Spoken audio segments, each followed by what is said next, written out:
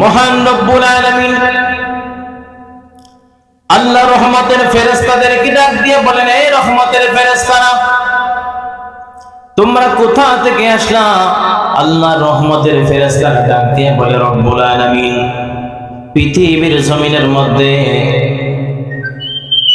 একটা কোরআন সুন্নাহর মাহফিল হচ্ছে, যে মাহফিলের মধ্যে তুমি আল্লাহর গুণগান করা হচ্ছে, তোমার হাবিবের গুণগান করা হচ্ছে, কোরআন সুন্নাহর বয়ান হচ্ছে। এই মসজিদ থেকে আমরা আসলাম। রব্বুল আলামিন ডাক দিয়ে বলেন, আমার ফেরেশতারা, আমার বান্দারা কি চায়? রব্বুল আলামিন তোমার বান্দারা তোমার তৈরি জাহান্নাম থেকে মুক্তি চায় এবং জান্নাতি হতে চায়। জোরে বলেন সুবহানাল্লাহ। আল্লাহ রব্বুল আলামিন ডাক দিয়ে বলে, এই আমার ফেরেশতারা, আমার বান্দারা কি আমি আল্লাহর তৈরি জাহান্নাম দেখেছে? না না না, তোমার তৈরি জাহান্নাম দেখে নাই। তারা কি আমি আল্লাহর নিয়ামত জান্নাত দেখেছে? না রব্বুল আলামিন, তারা তোমার নিয়ামত জান্নাত দেখে নাই। এ আমার বান্দারা, এ আমার ফেরেশতারা, তারা যদি আমি আল্লাহর নিয়ামত জান্নাত দেখতো, তারা যদি আমি আল্লাহর তৈরি গজব জাহান্নাম দেখতো, তাহলে তারা কি করতো? ফেরেশতারা ডাক দিয়ে বলে, রব্বুল আলামিন জাহান্নামের আযাব যদি তারা দেখতো, বাড়িঘর ছাড়িয়া জঙ্গলে যাইয়া তোমার ইবাদতে মশগুল হয়ে যেত। আল্লাহ রাব্বুল আলামিন ডাক দিয়া বলে, এ আমার ফেরেশতারা, তোমরা সাক্ষী থাকো, তোমাদেরকে সাক্ষী রাখিয়া আমি আল্লাহ রাব্বুল আলামিন আমার বান্দাদের তামাম জিন্দেগীর সমস্ত গুনাহ মাফ করে দিলাম। ফেরেশতারা ডাক দিয়া বলে, ও রব্বুল আলামিন, এই মজলিসের মধ্যে সবার নিয়ত তো সহি নয়, সবাই তো নেক নিয়ত নিয়ে আসে নাই। ও রব্বুল আলামিন, সবার নিয়ত তো সহি নয়।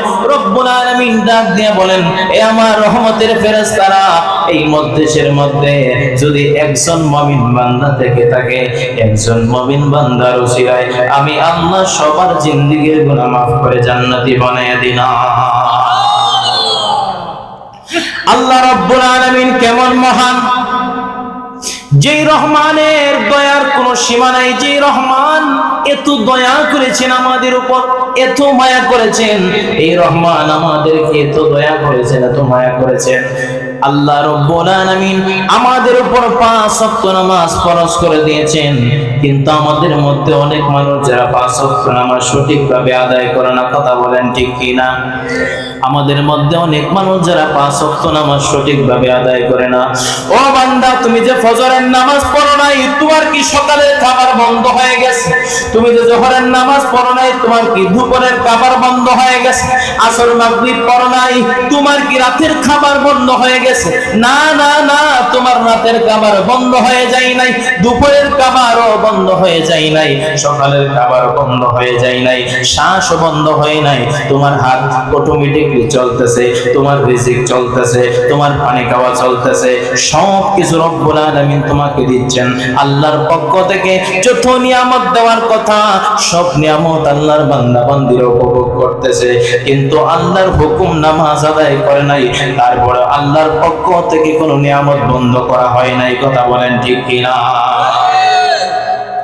আল্লাহ রাব্বুল আলামিন চাইলে পারতেন এই জমিনের মধ্যে গজব নাজিল করে দিতে, কিন্তু না না না, এই জমিনের মধ্যে মহান রব্বুল আলামিন গজব নাজিল করে নাই একটা মাত্র কারণ, ওয়ামা আরসালনাকা ইল্লা রাহমাতাল লিল আলামিন।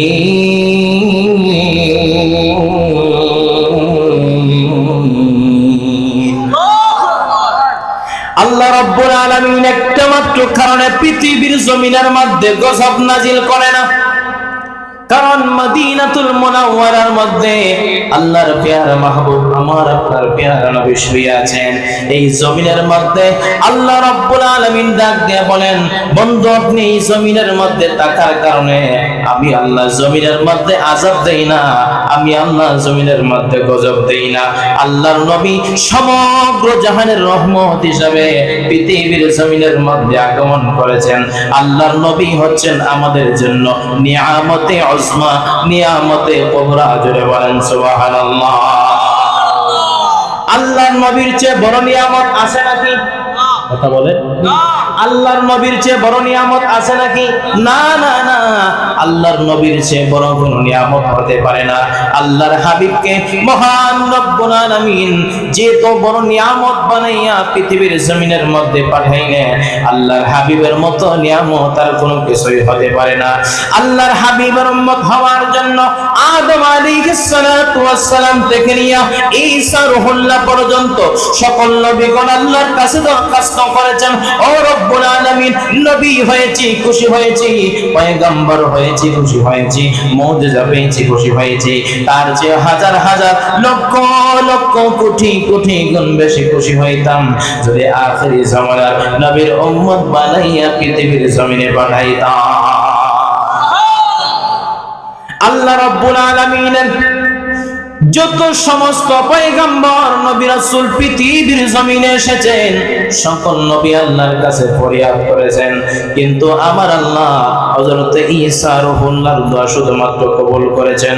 মুসা আলাইহিস সালাতু ওয়াস সালাম তাওরাত কিতাব পড়তে যাইয়া একদিন দেখতে পাইলেন আল্লাহ রাব্বুল আলামিনের কাছে ফরিয়াদ করতে লাগলেন, ও রব্বুল আলামিন, আমি তাওরাত কিতাব পড়তে যাইয়া পাইলাম কি পাইলাম? আমি দেখতে পাইলাম একদল উম্মত তারা সবার শেষে আসবে দুনিয়ায় এবং তারা যাবে সবার আগে তোমার নিয়ামত জান্নাতে। ও রব্বুল আলামিন, এই উম্মত আমি মুসাকে দান করে দাও। আল্লাহ রব্বুল আলামিন ডাক দিয়ে বলে, হে মুসা, ও মুসা, না না না, এই উম্মত তুমি মুসাকে দেওয়া যাবে না, এই উম্মত আমি আল্লাহ আরো অনেক আগে আমার হাবিবুল্লাহর জন্য রেজিস্টার করে দিয়েছি। মুসা আলাইহিস সালাতু ওয়াস সালাম আরেকবার কিতাব তাওরাত কিতাব পড়তে যাইয়া পাইলেন, আরজ করতে লাগলেন, ও রব্বুল আলামিন, তাওরাত কিতাবের মধ্যে পাইলাম আখিরি জামানার মধ্যে একদল উম্মত পৃথিবীর জমিনের মধ্যে আসবে, তাদের নবীর উপর যেই কিতাব নাজিল হয়েছে, আসমানি কিতাব হচ্ছে 104 খানা। জোরে বলেন কয়খানা? আসমানি কিতাব হচ্ছে 104 খানা। 104 খানার মধ্যে 100 খানা হচ্ছে ছোট আর 4 খানা হচ্ছে বড়। তাওরাত, জাবুর, ইনজিল, আল কোরআন। এর মধ্যে সর্বশ্রেষ্ঠ কিতাবের নাম কি? আরো জোরে বলেন, সর্বশ্রেষ্ঠ কিতাবের নাম কি? আল কোরআন। যেই কোরআনুল কারীম আমার আপনার নবীর উপর মহান রব্বুল আলামিন নাজিল করেছেন। আল্লাহ রাব্বুল আলামিন আমার আপনার নবীর উপর যে কিতাব নাজিল করেছে পবিত্র কোরআনুল কারীম, মুসা আলাইহিস সালাতু ওয়াস সালাম ডাক দিয়ে বলে, ও রব্বুল আলামিন, তাওরাত কিতাব পড়তে যাইয়া পাইলাম আখির জামানার মধ্যে একদল উম্মত পৃথিবীর জমিনের মধ্যে আসবে, তাদের নবীর উপর যে কিতাব নাজিল হয়েছে সেই কোরআনুল কারীম তাদের সিনায় ধারণ করে কাফেরের সামনে, মুনাফিকের সামনে, মুশরিকদের সামনে, বাতিলের সামনে আল্লাহর কালাম তারা সুন্দর সুরে সুরে তেলাওয়াত করবে। জোরে বলেন সুবহানাল্লাহ। ও রব্বুল আলামিন, এই নিয়ামত উম্মত তুমি আমি মুসাকে দান করে দাও। রব্বুল আলামিন ডাক দিয়ে বলে, এ মুসা, না না না, এই উম্মত তোমাকে দান করা যাবে না, আমি অনেক আগে এই উম্মত আমার হাবিবুল্লাহর জন্য দান করে দিয়েছি। আরেকদিন হযরতে মুসা আলাইহিস সালাতু ওয়াস সালাম তাওরাত কিতাব পড়তে যাইয়া পাইলেন একদল উম্মত যদি নিয়ত করে গুনাহ করবে তাদের আমলনামার মধ্যে গুনাহ লেখা হয় না। সুবহানাল্লাহ বলেন। নিয়ত করছে গুনাহ করবে কিন্তু আমলনামায় গুনাহ লেখা হয় না, কিন্তু নিয়ত করেছে নেক করবে, নিয়ত করতে দেরি হয় তার আমলনামার মধ্যে নেকি লেখা শুরু হয়ে যায়। মুসা আলাইহিস সালাতু ওয়াস সালাম ডাক দিয়া বলে, আল্লাহ, ও রব্বুল আলামিন, ওই যে উম্মতগুলো পৃথিবীর জমিনের মধ্যে যাবে, যাদেরকে তুমি রব্বুল আলামিন পৃথিবীর জমিনে পাঠাইবা আখির জামানার মধ্যে যাবে, যারা গুনার জন্য নিয়ত করবে কিন্তু গুনাহ লেখা হবে না, কিন্তু নেকের জন্য যখন নিয়ত করবে নিয়ত করার সঙ্গে সঙ্গে তাদের আমলনামায় নেকি লেখা শুরু হয়ে যায়। যখন নেক শুরু করে দেয় তার সঙ্গে আরো ডবল 10টা নেকি তুমি আল্লাহ তাদের আমলনামায় দান করে দাও। ও রব্বুল আলামিন, এই উম্মত আমি মুসাকে দান করে দাও। আল্লাহ রাব্বুল আলামিন ডাক দিয়া বলে, মুসা না না না, এই উম্মত তোমাকে দান করা যাবে না, এই উম্মত আমি আমার হাবিবুল্লাহর জন্য দান করে দিলাম। মুসা আলাইহিস সালাতু ওয়াস সালাম এই রকম ভাবে দরখাস্ত করতে করতে 9টা দরখাস্ত করেছে উম্মতের বিষয়ে। শেষ দরখাস্ত, ওগো রব্বুল আলামিন আমাকে আখিরি জামানার নবীর উম্মত বানায়া দাও। আল্লাহ রাব্বুল আলামিন ডাক দিয়া বলে, এ মুসা, প্রথমে যদি তুমি যে উম্মতের কথা বললা, প্রথম যদি উম্মতের কথা না বলিয়া প্রথমে যদি বলতা আমাকে আখিরি জামানার নবীর উম্মত বানায়া দাও, আখিরি জামানার নবীর উম্মত বানায়া দাও, এই কথা প্রথম বললে আমি আল্লাহ কবুল করে নিতাম। কিন্তু না না না, প্রথম তুমি উম্মত চেয়েছো, এই জন্য তোমার দোয়া কবুল করা হবে না। ঈসা আলাইহিস সালাতু ওয়াস সালাম জানতেন মুসা আলাইহিস সালাতু ওয়াস সালাম আল্লাহর কাছে সর্বপ্রথম উম্মতের জন্য দোয়া চেয়েছেন। এই জন্য হযরত মুসা হযরত ঈসা রূহুল্লাহ সরাসরি বলেছেন, আল্লাহ আমাকে মুহাম্মাদুর রাসূলুল্লাহ সাল্লাল্লাহু আলাইহি ওয়াসাল্লাম আখিরি জামানার নবীর উম্মত বানায়া দাও। আমার আল্লাহ হযরত ঈসা রূহুল্লাহর দোয়া কবুল করে নিয়েছে। এই পৃথিবীর জমিনের মধ্যে আল্লাহ রাব্বুল আলামিন যত নবী রাসূল প্রেরণ করেছেন, কোন রাসূলের কালিমার শেষে, কোন নবীর কালিমার শেষে রাসূল নাই।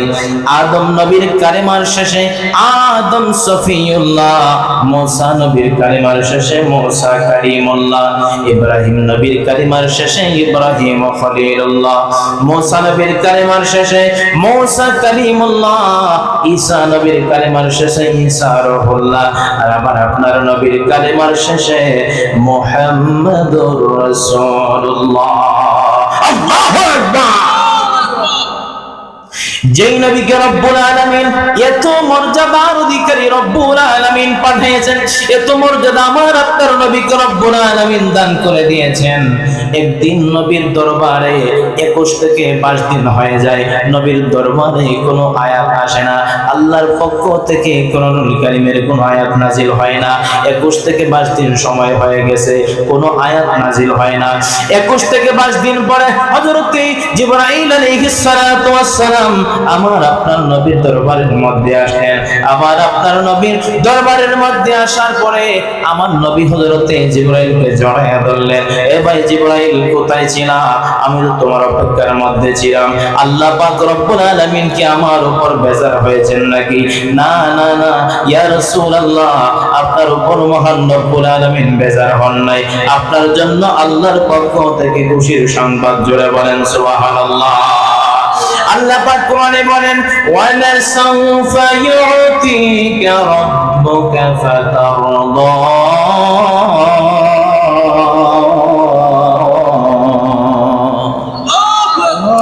আল্লাহ রাব্বুল আলামিন পাঠিয়ে দিলেন জিবরাইলের মাধ্যমে, যাও আমার বন্ধুকে খুশির সংবাদ জানিয়ে দাও।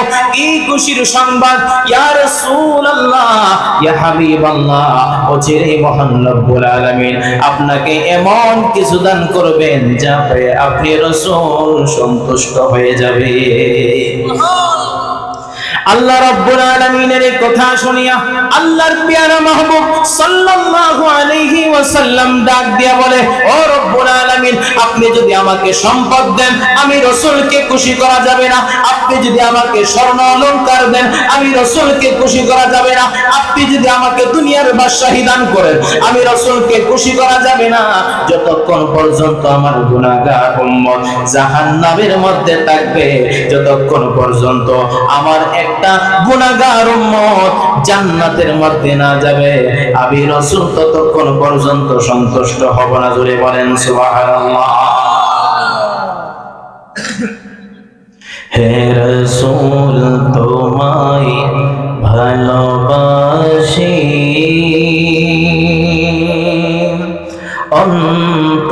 অন্তরে শুধু মুখে নয়, জান্নাতের আশায় নয় হে রাসূল, জাহান্নাম কেউ ডরি না। সবাই বলেন জান্নাতের আশায় নয় হে রাসূল, জাহান্নাম কেউ ডরি না। তোমারি নাম শুনিলাম,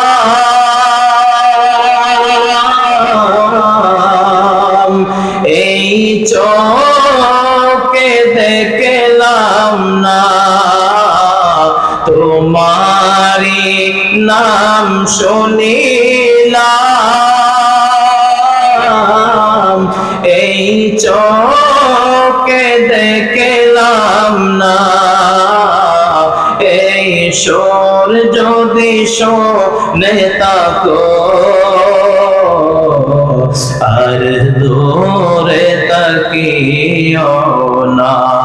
এই সুর যদি শোনে থাকো আর দূরে তাকিও না। হে রাসূল তোমায় ভালোবাসি, অন্তরে শুধু মুখে নয়, জান্নাতের আশায় নয় হে রাসূল, জাহান্নাম কেউ ডরি না। আল্লাহুম্মা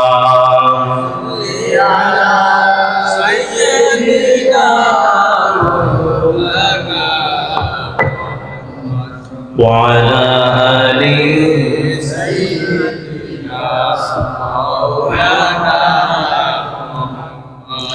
সম্মানিত হাজিরিন, গভীর মনোযোগ। তাহলে ময়াল নবীজি উম্মতের জন্য কেমন পাগল, উম্মতের জন্য কেমন দেওয়ানা। আল্লাহ রাব্বুল আলামিন সমগ্র জাহানের সব কিছু যদি আল্লাহর রাসূলকে দান করেন, রাসূল খুশি হবেন না ততক্ষণ পর্যন্ত, যতক্ষণ না গুনাহগার উম্মত জাহান্নামের মধ্যে থাকবে, আমার রাসূল ততক্ষণ পর্যন্ত খুশি হবে না। আল্লাহ রাব্বুল আলামিন আল্লাহর পেয়ারা নবীকে সবচেয়ে বড় যেই নিয়ামত দিয়েছেন, আর কোন রাসূলকে সেই নিয়ামত দান করে নাই। সমস্ত রাসূল, সমস্ত নবীগণ আল্লাহর দরবারে ফরিয়াদ করেছে, আল্লাহকে দেখার জন্য কত আক্ষেপ করেছে। মুসা আলাইহিস সালাতু ওয়াস সালাম আল্লাহকে দেখার জন্য কত আক্ষেপ করেছে। আল্লাহ রাব্বুল আলামিন বলেন, আম তারারি, হে মুসা তুমি আমি আল্লাহকে দেখতে পারবে না। কোন নবীকে রব্বুল আলামিন চর্মচক্ষে দেখালেন নাই। যেই ব্যক্তি অবিশ্বাস করবে আল্লাহর পেয়ারা নবী চর্মচক্ষে আল্লাহকে দেখেন নাই, তার ঈমান বরবাদ হয়ে যাবে। কথা বলেন ঠিক কিনা? যেই ব্যক্তি বিশ্বাস করবে না আল্লাহর হাবিব চর্মচক্ষে আল্লাহকে দেখেছেন, তার ঈমান বরবাদ হয়ে যাবে। কারণ আল্লাহ কোরআন থেকে এটার রেফারেন্স দিয়েছে। আল্লাহ রাব্বুল আলামিন কোরআনে বলেন, সুবহানাল্লাযী আসরা বি'আবদিহি লাইলাম মিনাল মাসজিদিল হারামি ইলাল মাসজিদিল আকসা। আল্লাহু আকবার। আল্লাহ রাব্বুল আলামিন কুরআনুল কারীমে বলেন, পবিত্র মহিমায় যিনি তার বান্দাকে রাতে ভ্রমণ করিয়েছেন, রাতের কিছু অংশ মসজিদুল হারাম থেকে মসজিদুল আকসা পর্যন্ত। আমার কথা না কোরআনের কথা? আরো জোরে বলেন, আমার কথা না কোরআনের কথা? এই এতটুকু কথা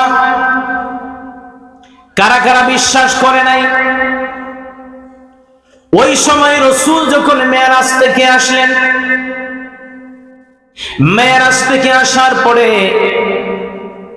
কাফের এবং মুশরিক মিলে একটা দল, মুসলমানদের মধ্যে একটা দল হয়ে যায়। সেই দলের নাম হচ্ছে মুনাফিক।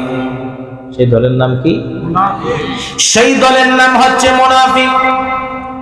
ওই দিন থেকে ওই যে বর্তমানে নির্বাচন চলতেছে, ঐক্যজোট হয়েছে কি হয়েছে না?